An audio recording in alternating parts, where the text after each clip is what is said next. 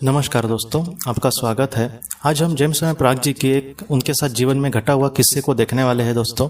ये उन लोगों के लिए भी बहुत मददगार हो सकती है बातें, जिन्होंने किसी अपने को खोया है।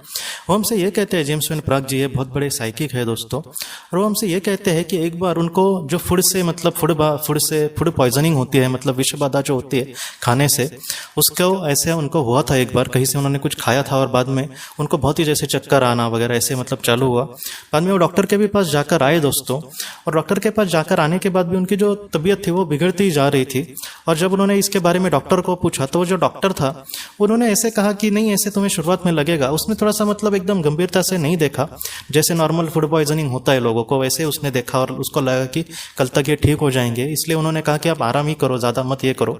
और बार बार उन्होंने शौचालय जाना पड़ रहा था। और जेम्स प्राग जी हमसे ये कहते हैं दोस्तों कि एक बार जब वो बाथरूम से अपने बाहर निकले तब एकदम ही उनको वीकनेस लगा, और वो कहते हैं कि अचानक मैं बेहोशी हो गया और नीचे वहीं पर वो फर्श पर गिर पड़े दोस्तों। और उनको खून की उल्टी भी हुई थी उस वक्त, और उनके खून से मुंह से खून निकल रहा है, और वैसे ही वो बेहोश हो गए। और वो ये कहते हैं कि जैसे मैं अपने शरीर से बाहर आ गया, और जेम्स प्राग जी कहते हैं कि मैं जैसे अपने शरीर को नीचे देख पा रहा हूँ और मेरे आजू बाजू की दुनिया को भी मैं देख पा रहा हूँ। वो ये कह रहे हैं कि जैसे चारों दिशाओं को मैं एक ही वक्त में कहीं ना कहीं देख पा रहा था। और उसके बाद जेम्स प्राग जी हमसे ये कहते हैं कि उन्होंने अपने सामने अपने बहन को देखा। वो ये कहते हैं कि कुछ सालों के पहले उनकी जो बहन थी वो उनको छोड़कर चली गई थी इस दुनिया से, और वो जो बहन थी वो वहाँ पर उनको दिखी।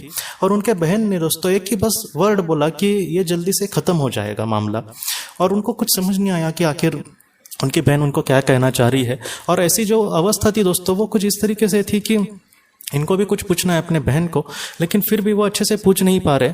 और बाद में वो ये कहते हैं कि एक गार्डन जैसा एरिया, एक पार्क जैसा एक बहुत ही सुंदर एरिया, वहाँ पर वो खींचे चले जा रहे हैं। जैसे कोई पानी को हम खींचते हैं कभी कभी, उस तरीके से पिचकारी से वगैरह, अंदर का सब एकदम अंदर जाता है, वैसे उनको जो एक माहौल था वो कहीं ना कहीं खींच कर लेकर जा रहा है उस पार्क में।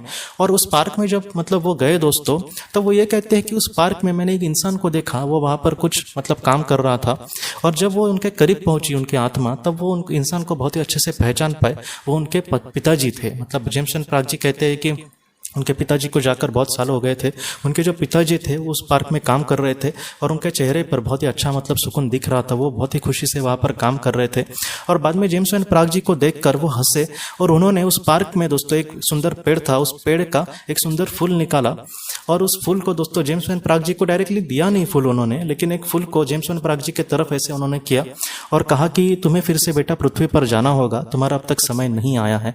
और जेम्स प्राग जी कहते हैं कि एक पल में ही मैं समझ नहीं पाया इन सारी चीज़ों को, और फिर से मैं अपने शरीर पर लौट आया। उनके उस कमरे में दोस्तों उनका वो दोस्त भी था, और वो किसी काम की वजह से उस वक्त बाहर आया। और जब उसने देखा इस तरीके से पड़े हुए उनको, तब वो उसने बहुत मशक्कत करके अस्पताल लेकर गए वो। और जेम्स प्राग जी कहते हैं कि बाद में मैं धीरे धीरे वहाँ पर ठीक होते गया, लेकिन ये जो अनुभव है उनके जीवन में इस तरीके से हुआ था। और वो ये कहते हैं, उन्होंने भी हमसे अनीता मुरजानी जैसे ही कहा है कि हमारे जो अपने हैं, हमारे एकदम बुरे हालत में वो कहीं ना कहीं हमारा साथ देने के लिए ज़रूर आते हैं। ये जो सारी चीज़ें हैं नॉर्मली अवस्था में हमें नहीं पता चलेगी। जैसे हम बहुत ही ज़्यादा बीमार हो और हम उससे बाद में धीरे धीरे रिकवर हो गए तो हमें ये पता नहीं चलता, लेकिन जब हम आत्मा के स्वरूप में होते हैं तब बहुत बार ये देखा गया है कि ऐसी जो आत्माएं होती है, हमारे जो करीबी लोग होते हैं, वो हमें बहुत बार हमें इस तरीके से मदद करने की कोशिश करते हैं दोस्तों। तो दोस्तों हम अपनी अगली वीडियो में किसी नए विषय को लेकर मिलेंगे। तब तक आप अपने परिवार का ख्याल रखना। आपका बहुत बहुत धन्यवाद। ज़िंदगी की रोशनी ये एक कंसल्टेंसी है जो ऐसे लोगों को मदद करने की कोशिश करती है जिन्होंने किसी अपने को खोया है, या फिर जो लोग अपने जीवन में बहुत ही ज़्यादा दुखी है।